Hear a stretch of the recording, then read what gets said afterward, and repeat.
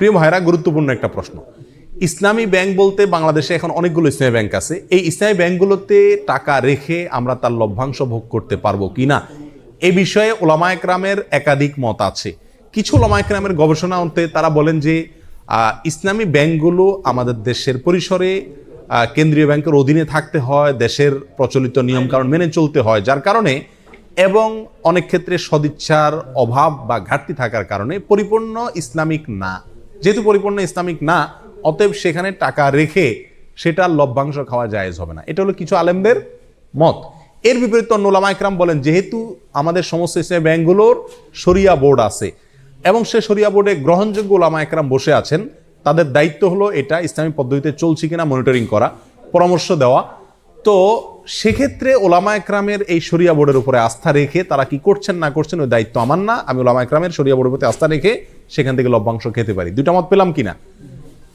এই দুই মতকে সমন্বয় করে একটা তৃতীয় মত দেই আমি আপনাদের। সেটা হলো ইসলামী ব্যাংকগুলোতে টাকা জমা রাখা এক জিনিস, আর সেখানে বিভিন্ন মেয়াদে কিস্তিতে টাকা রেখে লাভ খাওয়া আরেক জিনিস।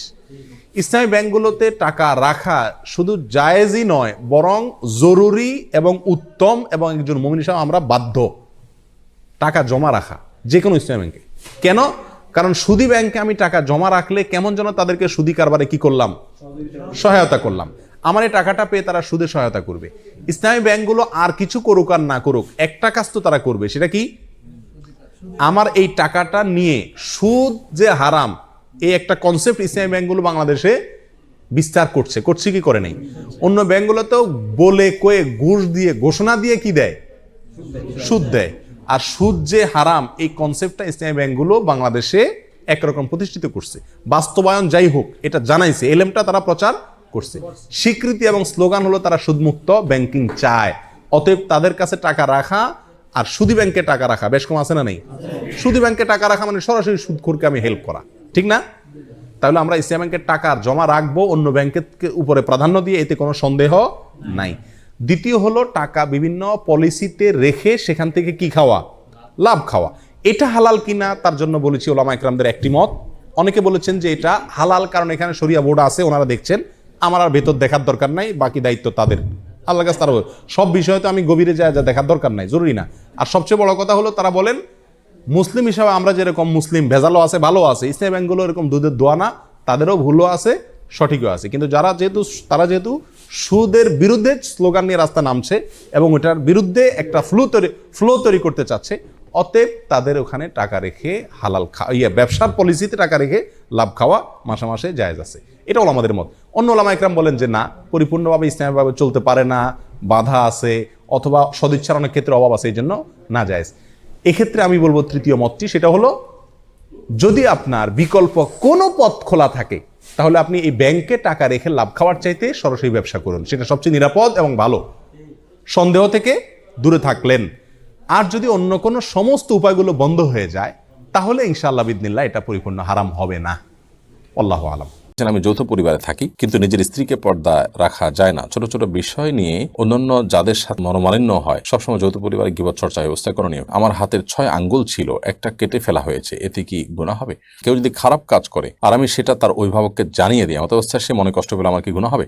এমনি সোহাগ আপনি লিখেছেন বিড়ি সিগারেট খেয়ে নামাজ পড়লে নামাজ হবে কিনা। মাহাদি আহমদ লিখেছেন আঙ্গুলে আংটি থাকা অবস্থায় উজু করলে উজু হবে কিনা। এরপরে ইকরাম মাহমুদ আপনি লিখেছেন আমার দাড়ি কম, আমি যদি মলম দিয়ে চাপ দাড়ি উঠাই তাহলে কি গুনাহ হবে? আমার বাবা কর্মহীন, মা ব্যাংক থেকে টাকা রেখে সুদ নিয়ে থাকেন, এমত অবস্থায় তা খরচ করা কি আমাদের জন্য বৈধ হবে? আমার বয়স 25, আমার চুল পেকে গেছে, আমি কি কালো কলা ব্যবহার করতে পারবো? ওজাওয়া ইউকি আইডি থেকে আপনি লিখেছেন পছন্দের কাউকে পাওয়ার জন্য কি আল্লাহর কাছে দোয়া করা যাবে? নির্দিষ্ট কোনো ব্যক্তিকে পাওয়ার জন্য দোয়া করাটা অনুচিত, বরং বলতে হবে আল্লাহ যদি কল্যাণ হয় আপনি সহজ করে দিন, অকল্যাণ আপনি দূর করে দিন, আমার অন্তর থেকে তাকে দূর করে দিন।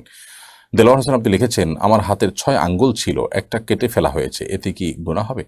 কোনো নিশ্চয়ই যৌক্তিক কারণে চিকিৎসার প্রয়োজনে কাটা হয়েছে, এরকম যদি হয়, 6টা আঙ্গুল ছিল যেহেতু, একটা তো নিশ্চয়ই অতিরিক্ত ছিল, এটা অসুস্থতা, অতএব সেটা কেটে ফেলাটা অবশ্যই গুনাহের বিষয় নয়, এটি আপনার চিকিৎসারই অংশ। মোহাম্মদ রুবেল আহমদ আপনি লিখেছেন আমাকে এমন কিছু আমল শিখিয়ে দিন যাতে আমি আল্লাহ রাসূল সাল্লাল্লাহু আলাইহি ওয়াসাল্লামের দেখানো রাস্তায় চলতে পারি। আপনি ঈমানকে বিশুদ্ধ রাখার চেষ্টা করবেন শিরক থেকে, কুফর থেকে, নেফাক থেকে, এবং প্রত্যেকটা ফরজ আমল করার চেষ্টা করবেন, কোনো মানুষের কোনো কষ্টের কারণ হবেন না, প্রত্যেকটা মানুষের হক আদায় করবেন, এবং নবী সাল্লাল্লাহু আলাইহি ওয়াসাল্লাম সবগুলো সুন্নাহকে খুঁটে খুঁটে আমল করার চেষ্টা করবেন। ইনশাআল্লাহ বিদিনিল্লাহ এটাই হলো জান্নাতের পথ এবং আল্লাহ এবং রাসূল সাল্লাল্লাহু আলাইহি ওয়াসাল্লাম বাতানো পথের খোলাসা এবং সারসংক্ষেপ। এরপরে ইকরাম মাহমুদ আপনি লিখেছেন, আমার দাড়ি কম, আমি যদি মলম দিয়ে চাপ দাড়ি উঠাই তাহলে কি গুনাহ হবে? যদি এতে শারীরিক কোনো ক্ষতির আশঙ্কা থাকে তাহলে জায়েজ হবে না। যদি ক্ষতির আশঙ্কা না থাকে, কোনো প্রকার সাইড এফেক্ট না থাকে, তাহলে এটা জায়েজ হতে পারে। সাধারণত এই সমস্ত বিষয়গুলোতে নানাভাবে ক্ষতির আশঙ্কা থাকে আমি যতটুকু জানি। তো আল্লাহ তাআলা যে দাড়ি কম দিয়েছেন সেটার পরে সন্তুষ্ট থাকাই আপনার উচিত। অহেতুক সেটার জন্য পেরেশান হওয়া আপনার উচিত নয়। বিশেষ করে এক্ষেত্রে দাড়ি বেশি হলে যে সওয়াব বেশি হবে, কম হলে সওয়াব কম হবে, এমন কোনো কথা নেই। প্রত্যেকটা দাড়িতে 70,000 ফেরেশতা করে থাকে, আমার দাড়ি কম, ফেরেশতা কম থাকে, এই যে চিন্তা ভাবনা, এটা ভুল। কারণ এই প্রত্যেক দাড়িতে 70,000 ফেরেশতা থাকার কোনো কথা বিশুদ্ধ হাদিস দ্বারা প্রমাণিত নয়। অতএব দাড়ি কম থাকলে সেটার মধ্যেই আল্লাহ তাআলা আপনার জন্য কল্যাণ নিহিত রেখেছেন এবং সওয়াবের ঘাটতি আপনার হবে না। রোশনি আক্তার লিখেছেন, কেউ যদি খারাপ কাজ করে আর আমি সেটা তার অভিভাবককে জানিয়ে দিই, এমত অবস্থায় সে মনে কষ্ট পেলে আমার কি গুনাহ হবে? তার সংশোধনের জন্য যদি আপনি জানান তাহলে আপনার গুনাহ হবে না। তিনি মনে কষ্ট পেলেও আপনি গুনাহগার হবেন না, কারণ আপনি তার কল্যাণ কামনা করেছেন। সো আপনার এই জানানোটা দোষের হবে না ইনশাআল্লাহ তাআলা। ইন্নামাল আমালু বিন্নিয়াত, আপনি কেন করেছেন এটা হলো মূল বিষয়। তার কল্যাণকামী হয়ে করেছেন, তাহলে ইনশাআল্লাহ গুনাহগার আপনি হবেন না। এমনি সোহাগ আপনি লিখেছেন, বিড়ি সিগারেট খেয়ে নামাজ পড়লে নামাজ হবে কিনা? নামাজ তো হয়ে যাবে, কিন্তু বিড়ি সিগারেট খেয়ে নামাজ পড়লেন, বিড়ি সিগারেট খাওয়া গুনার কাজ, সেটার কারণে গুনাহগার হবেন এবং এর জন্য মুখে দুর্গন্ধ হলে সে দুর্গন্ধ দূর করে আপনাকে নামাজে অগ্রসর হতে হবে। এমডি মহসিন আপনি লিখেছেন, আমি যৌথ পরিবারে থাকি কিন্তু নিজের স্ত্রীকে পর্দা রাখা যায় না। ছোট ছোট বিষয় নিয়ে অন্যান্য যাদের সাথে মনোমালিন্য হয়, সবসময় যৌথ পরিবারে গীবত চর্চা ব্যবস্থা করণীয় কি? যৌথ পরিবার থেকে আপনি বের হতে চাচ্ছেন, এর মানে যথার্থ যদি কারণ থাকে যে সত্যি যদি পর্দা রক্ষা করে কোনোভাবে সম্ভব না হয়, ভাই বা অন্য যারা আছে তারা সহযোগিতা না করে বা তারা পর্দার গুরুত্ব না বুঝে এবং নানা রকম সমস্যা হয় অনবরত, তাহলে আপনি পৃথক হতে পারেন। সেক্ষেত্রে আপনার বাবা মা, তাদের প্রতি আপনার যে কর্তব্য আছে সেটা আপনার মাথায় রাখতে হবে। বিশেষ করে আপনার সন্ততি থাকলে বাবা মা তাদেরকে আদর করতে চাইবেন, তাদের কাছে নিয়ে যাওয়া, তাদেরকে নিয়ে আসা, এই কাজগুলো আপনাকে করতে হবে। এর পাশাপাশি আপনি ফ্যামিলি ভিন্ন করতে পারেন, অবশ্যই বিশেষ করে পর্দার ব্যাপার থাকলে, হারাম থেকে বাঁচার জন্য হলে। আর যদি আপনি আসলে পৃথক হবেন, এগুলো জাস্ট এটা অজুহাত, চাইলে এগুলো থেকে আপনি বাঁচতে পারেন, তাহলে সেক্ষেত্রে আপনার জন্য এটা করাটা তখন জায়েজ হবে যখন আপনি আলাদা হয়েও বা আমার কোনো হক নষ্ট হচ্ছে না, কারোর কোনো হক নষ্ট হচ্ছে না, তাহলে সেক্ষেত্রে আপনার জন্য জায়েজ হবে। কিন্তু যদি বাবা মার সাথে থাকতে পারেন, তাদের সন্তুষ্ট অর্জন করতে পারেন এবং আপনার বড় কোনো উল্লেখযোগ্য সমস্যা আসলে না থাকে, সেরকম ঠুনকো অজুহাতে শুধু থাকে, তাহলে সেক্ষেত্রে থাকাটা আপনার জন্য অধিকতর উত্তম হবে, বিশেষ করে বাবা মার সন্তুষ্টির খাতিরে। আমাদের সমাজে যৌথ পরিবারে মানুষ থাকে, এর অন্যতম কারণ হলো আর্থিক অসঙ্গতি। এর বাইরে আরেকটা বিষয় হলো যে সামাজিকভাবে আমরা অভ্যস্ত পারিবারিকভাবে একত্রে থাকা, এর নানাবিধ উপকারী দিক আছে। হ্যাঁ, সেই সাথে আপনি যেটি বললেন যে ক্ষতিকর দিকও আছে। ক্ষতিকর দিকটা যদি প্রবল হয় এবং যদি আসলে কোনো অ্যাভয়েড করার কোনো সুযোগ না থাকে, তাহলে সেক্ষেত্রে অবশ্যই আপনি আলাদা করতে পারবেন। তবে যদি আপনি সেগুলোকে রিকভার করে বা আমার সাথে থাকতে পারেন, তারা সন্তুষ্ট হয়, তো সেটা অবশ্যই ভালো। হানিফ হোসেন চঞ্চল লিখেছেন, মসজিদের ভিতর কি সালাম দেওয়া যাবে? দেওয়া যাবে, কোনো অসুবিধা নেই, মসজিদের ভিতরে সালাম দিলে কোনো সমস্যা নেই।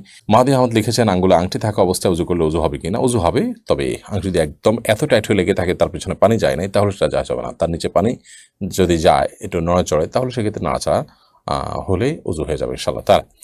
সৌরভ খান লিখেছেন, আমার বাবা কর্মহীন, মা ব্যাংক থেকে টাকা রেখে সুদ নিয়ে থাকেন, এমত অবস্থায় তা খরচ করা কি আমাদের জন্য বৈধ হবে?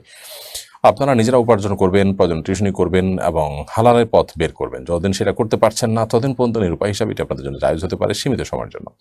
হাসান রাজা লিখেছেন, আমি নামাজ পড়ার সময় বেশি মন ছুটে যাচ্ছে, কি করতে পারি? অতিরিক্ত মন ছুটে যদি যায়, তাহলে সেক্ষেত্রে মনকে আপনি আবার নামাজের দিকে নিয়ে আসার চেষ্টা করবেন এবং নিজের সঙ্গে নিজে সংগ্রাম করবেন।